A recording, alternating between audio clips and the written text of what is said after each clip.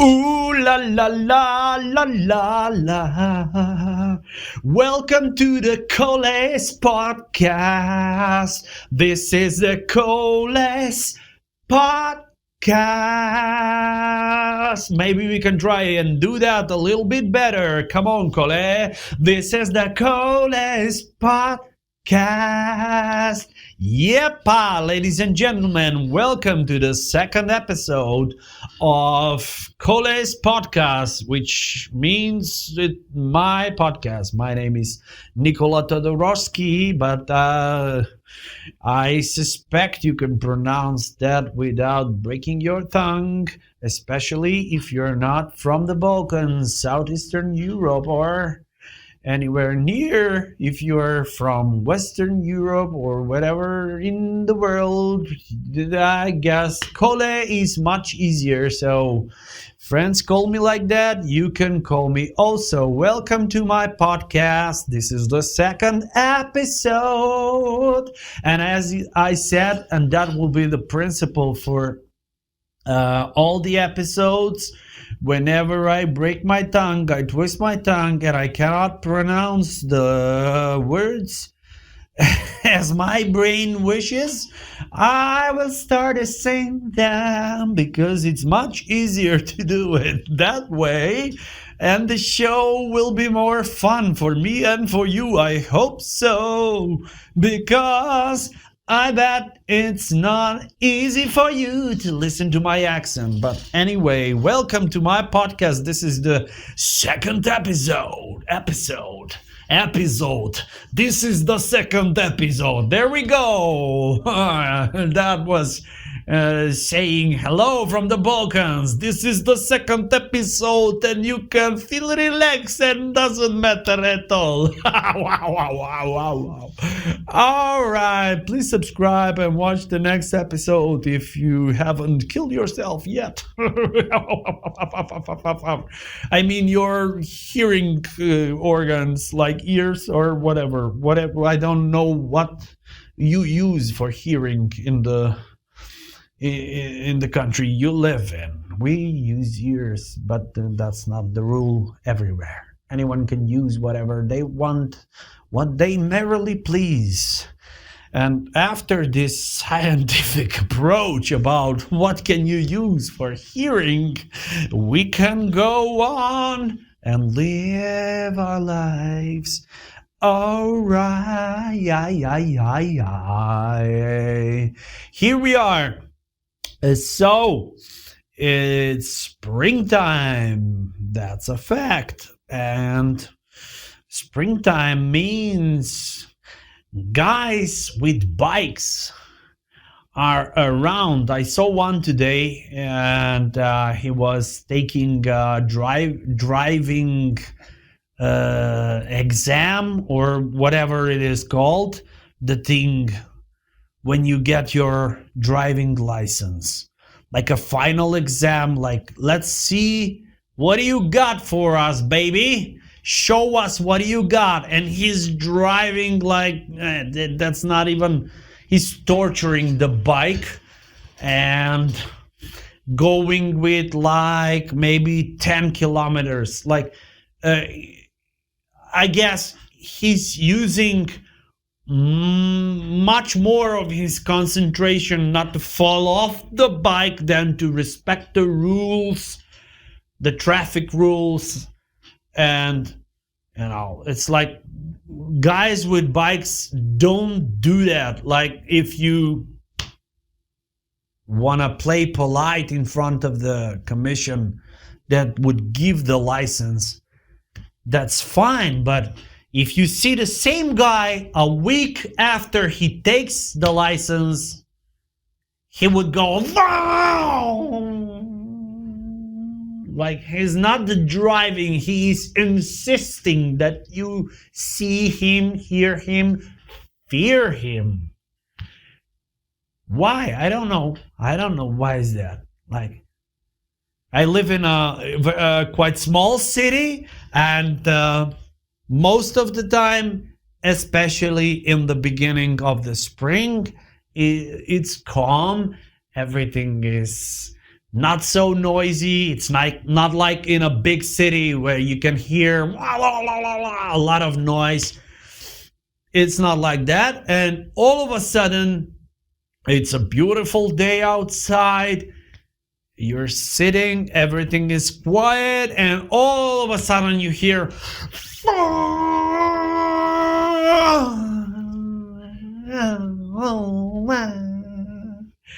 and two more guys after him. I mean, what the fuck is going on? So it was quite a hypocritical moment for me. Like, I don't trust you. For instance, they should ask him, are you going to drive the bike like this after a week when we give you the license? And he goes, yeah, I'm gonna be a proper driver, and I will take care for the traffic and for the noise and for the old people especially. Come on, man, you don't need this license. Just go to a hospital and help those poor people that are having trouble. You know, if you are taking driver's lessons for a bike, then you should be, I don't know, pierced everywhere with the tattoos, and the most important thing, a dentist, because you have to have a rough week. So you need a weekend to go and just blow the engine. Why? That's the question they ask themselves when they stop on the red light and go, why? Honda is asking why. Why in the whole world I had to do this? I had to have this rough week, and now I'm making such a noise about it. Why? I don't know, man. It's crazy. Why do we do stuff like that? Yeah, it's difficult, I guess. I've never been a dentist, and I cannot imagine myself being one. I don't want to see everyone's mouth. I mean, I do when they laugh. That's what I do. I'm a comedian. When I see an open mouth, like, ha ha ha, it's okay. But from a distance, I don't want to go inside and examine every single detail. I'm not ready for that. I don't know about you, but I'm not ready for that, because even if I see something strange that I've never seen in my mouth, I'm not ready for that. I need some time to digest. Yeah, I don't know. It's weird. It's like places you've never been. It's like your uncle who you've never met in your life is calling you and asking you to go for a weekend to a strange house, and you're not used to these atmospheres. It's like something like that. So I cannot imagine myself as being a dentist. Maybe driving a bike. I could get pissed off for something else and go for a weekend as a biker. Having a beer, making noise with my engine, so stuff like that.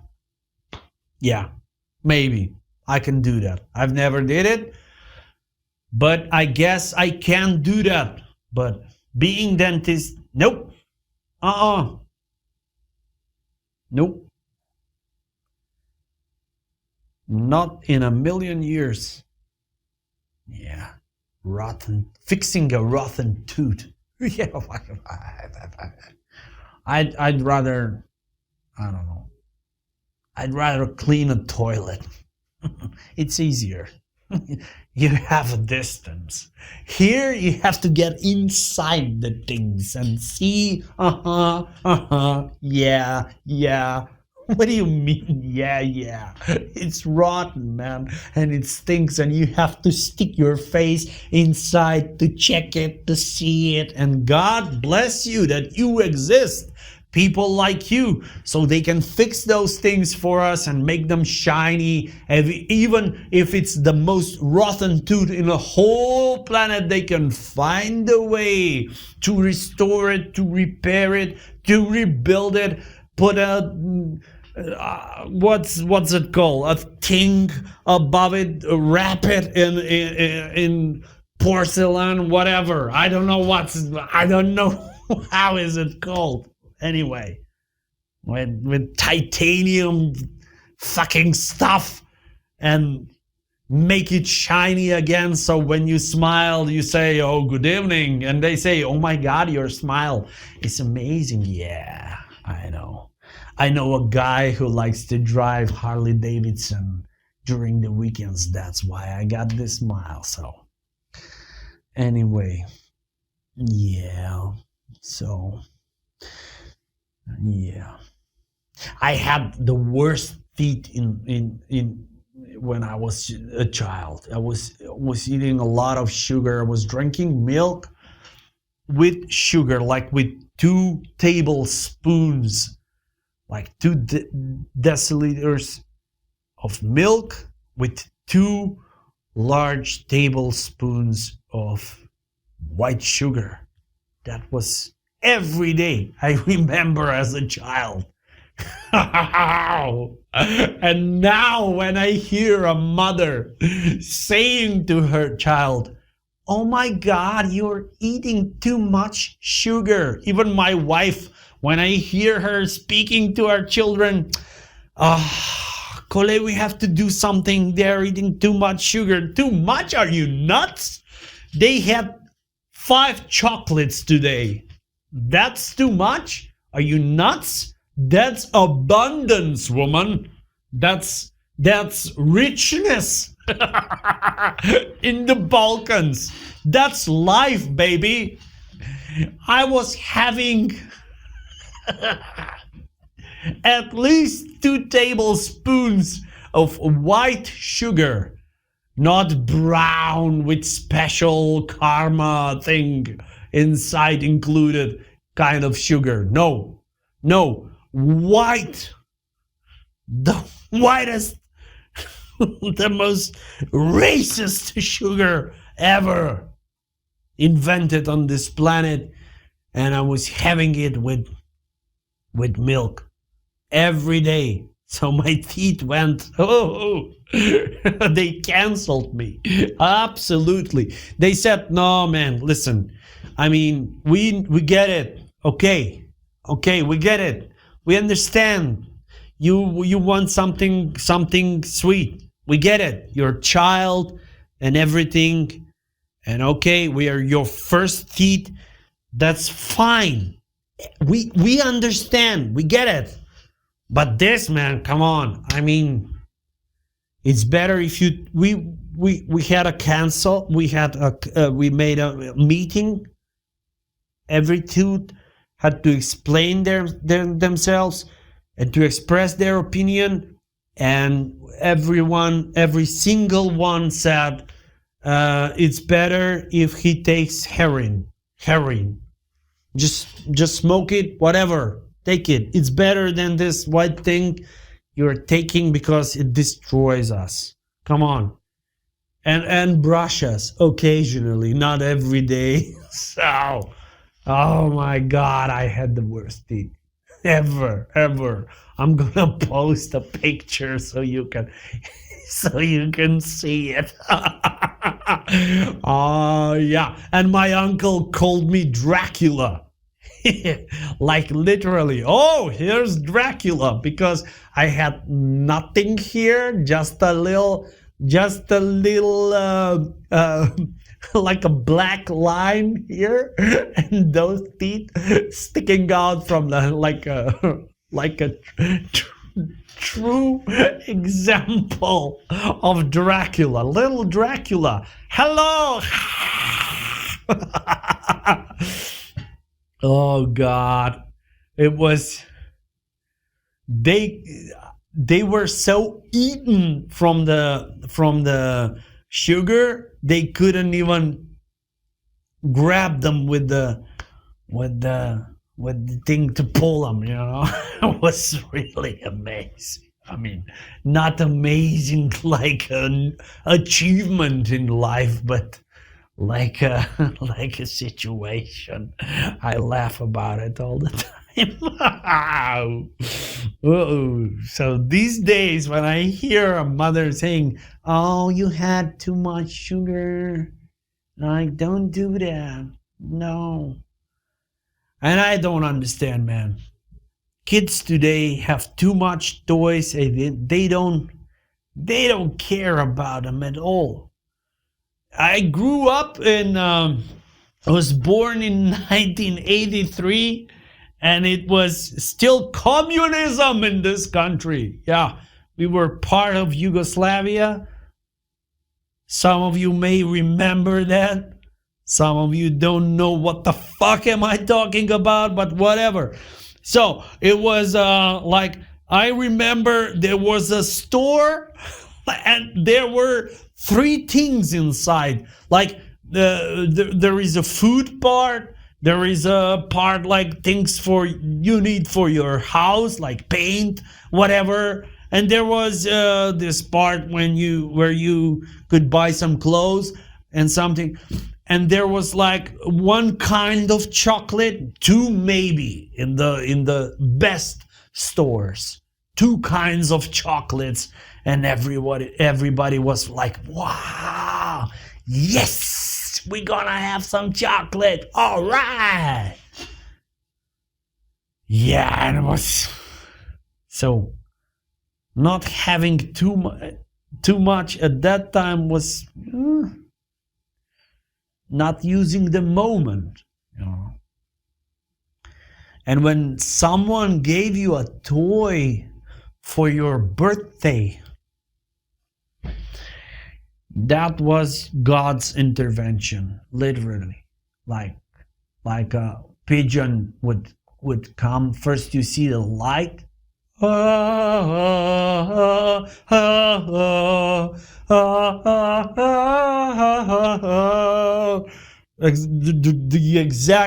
Exactly the same music, and then you see a pigeon coming. And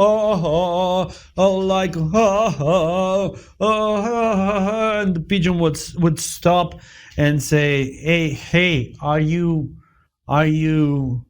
Let me check. Are you Kole? Yeah. Okay, I've got a little something for you, and here it is. So enjoy, use it well, try not to break it, because I'm not coming again, because this is you hear that as a child from a pigeon. Imagine what's going on in here. I'm like pigeon coming in your communistic country, sent from God, and says, "Listen, man, the old guy said go there and do this. I just didn't want it to, but anyway, I owe him. So I owe him a favor, and I came, and I won't come again. So please do not pray. Just don't ask anything from him again, because if you do, I gotta come again, and please understand me, man. I really do not wish to come. So why don't you, let's say, be atheist or whatever? Because you live in communistic country anyway. You people should not. I mean, you have your own God. It's called Tito, Stalin, whatever the fuck he's called. This is told by a pigeon. Just imagine it. So please, you can easily trust in him, pray to him, and just do not address God anymore. Please, if you have any respect for our poor souls as pigeons, Because I try, baby. I try, and I drop my feathers flying into this sort of country or whatever you call it, and I do not want. And this is not even a toy that I'm bringing you, because when you pray, you do not even have fantasy to ask God for a real toy. You ask for a screwdriver. So here it is. And please do not pray again. I do not wish to come back at this country. What did you call this country? Mordor? Whatever it is. I just don't, man. I'd rather be killed by a kid in US than coming here. I'd rather drink poison water and swim with my partner pigeon inside than coming here. Please do not do this anymore. Now give me your word that you won't. I said, oh, okay, I won't. I won't ask God anything.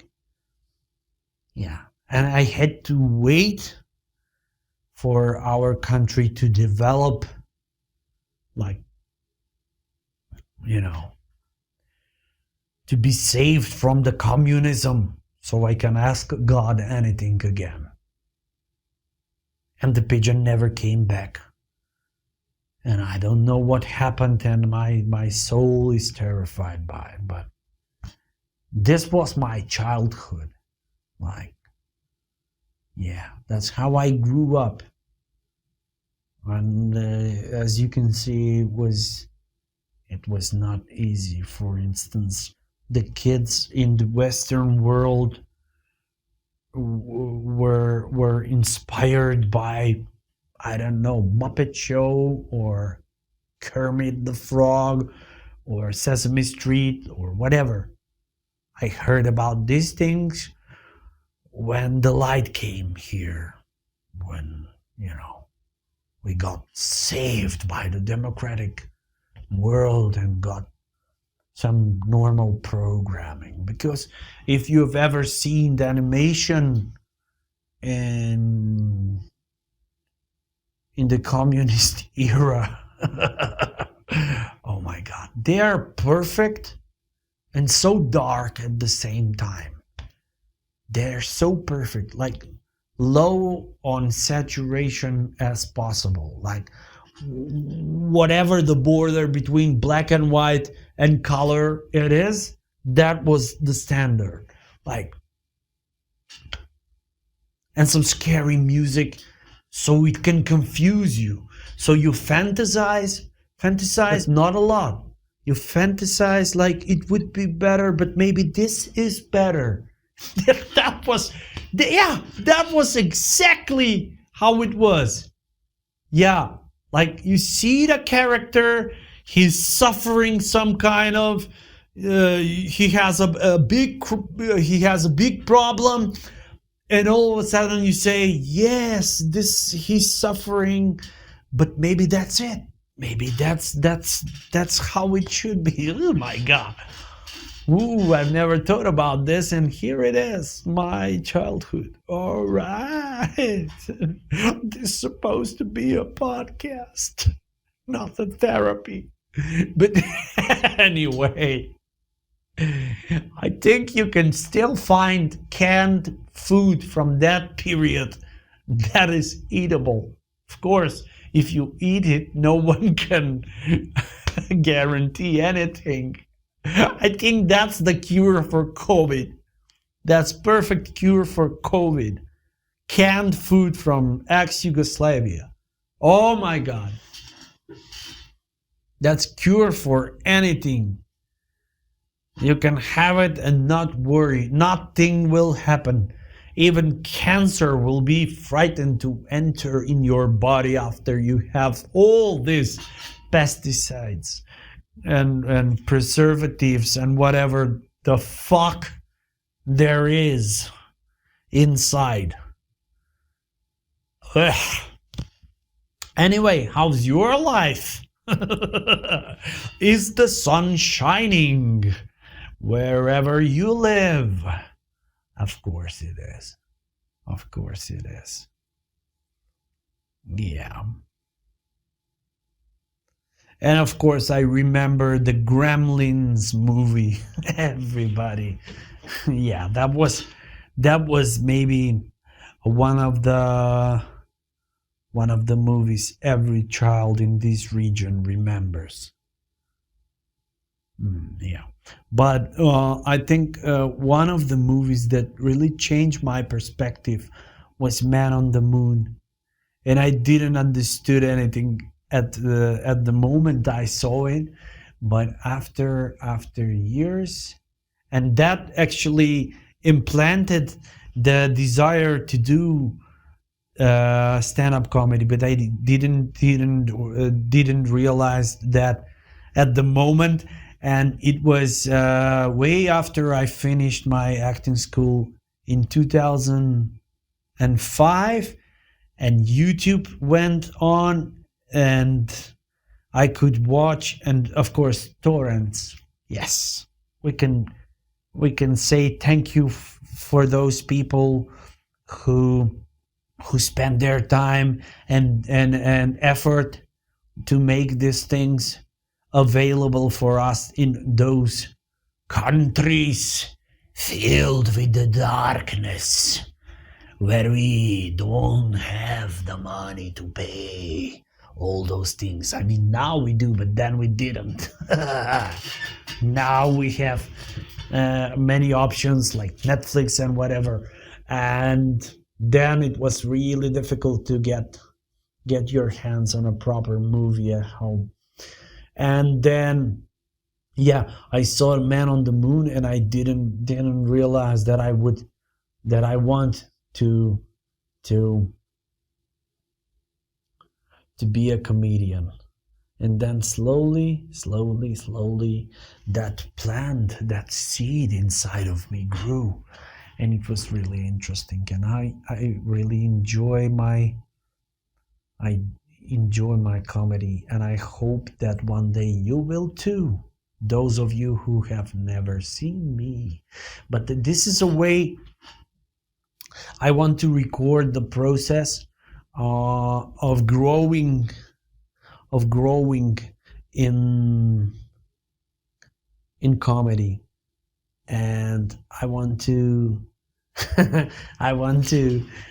record every step and every single pain and happiness that I survive, and after a while it will be funny, everything.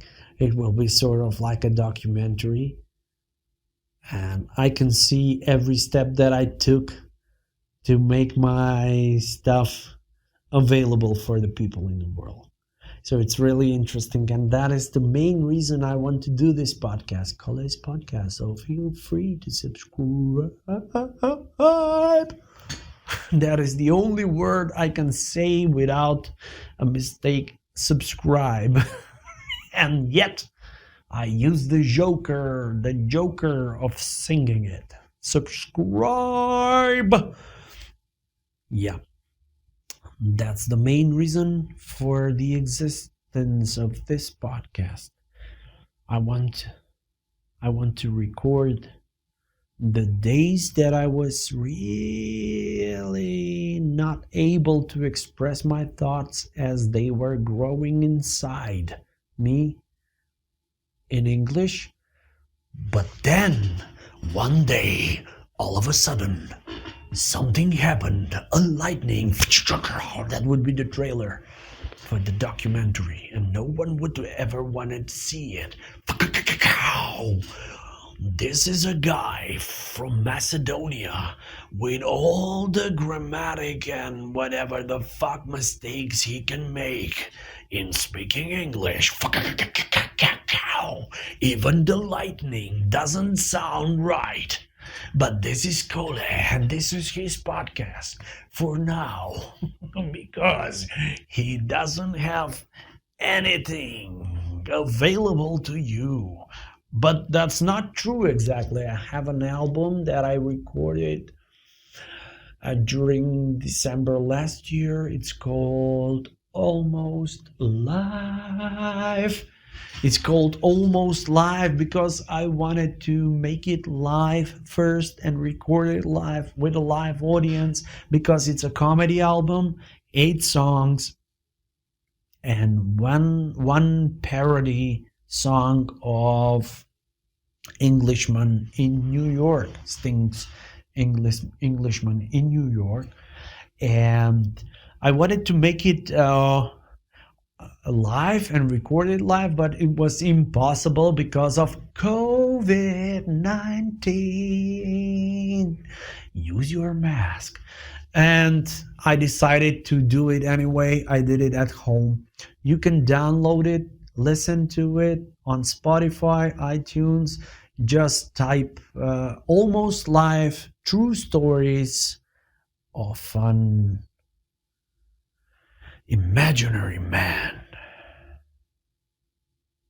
Or check it at my website, nikolatodoroski.com. I have to make an easier address for that, web address for my site, for you international people who are not used to listening to those sounds like I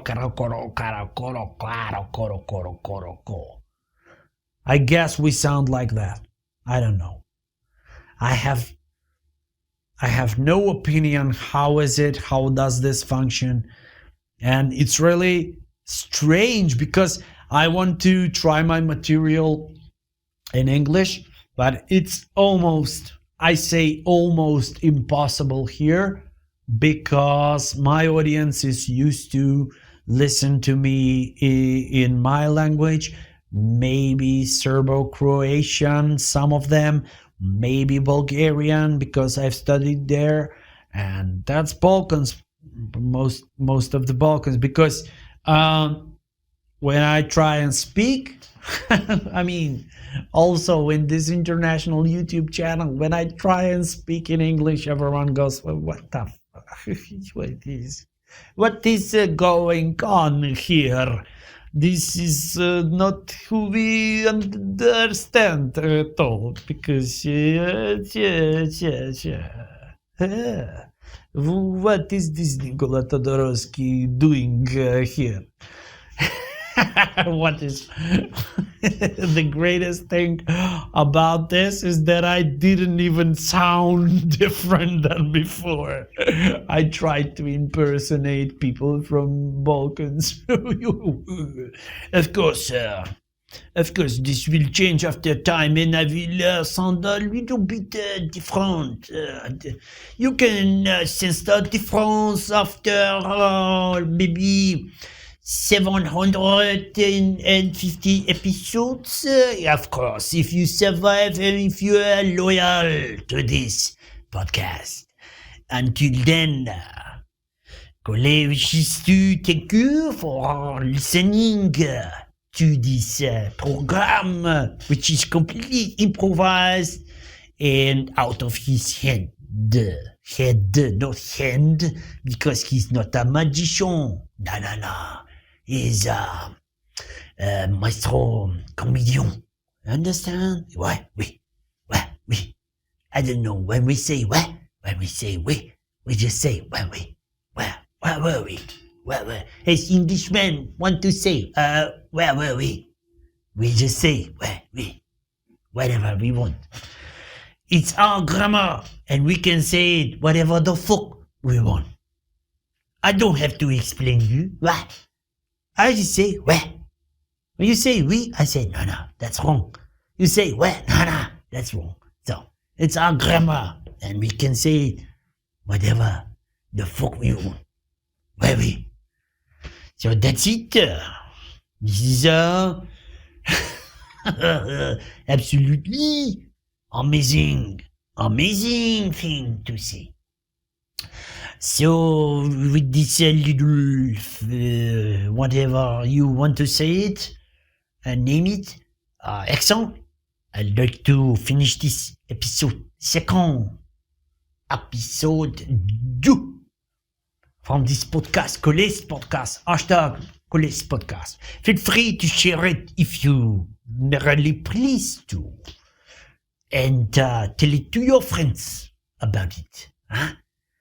I am very grateful for interacting with this video in any kind you merely please. Thank you for watching, and see you next time on the episode 3. Please subscribe. Stay cool. Hope you're well till the next time. Yep! And thank you for watching this program. I want to thank you, lovely people from the world. I have nothing smarter to say than ciao.